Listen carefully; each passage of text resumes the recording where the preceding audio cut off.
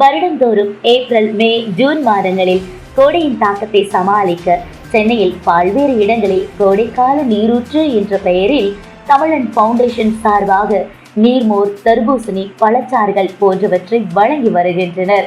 14 April 2025 இன்று தமிழ் புத்தாண்டு மற்றும் சட்ட மாமேதை அம்பேத்கர் ஜெயந்தியை முன்னிட்டு ஐஸ் ஹவுஸ் பகுதியில் தாகம் தீர்க்கும் நீர்மோர், தர்பூசணி போன்றவற்றை வழங்கி கோடைக்கால நீரூற்று துவங்கப்பட்டது.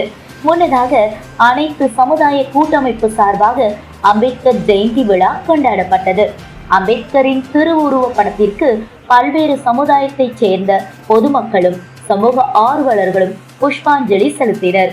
சட்ட மாமேதை அம்பேத்கர், கப்பலோட்டிய தமிழர் வ.உ.சி. சிதம்பரனார், பசும்பொன் முத்துராமலிங்க தேவர் போன்ற தேசிய தலைவர்களை ஜாதிய தலைவர்களாக கொண்டாடப்படும் போக்கு மாற்றப்பட வேண்டும், அனைத்து சமுதாய மக்களாலும் ஏற்கப்பட வேண்டும் என்றும் இந்நிகழ்ச்சி அதற்கான முன்னெடுப்பாக அமையும் என்றும் அனைத்து சமுதாய கூட்டமைப்பினர் தெரிவித்தனர்.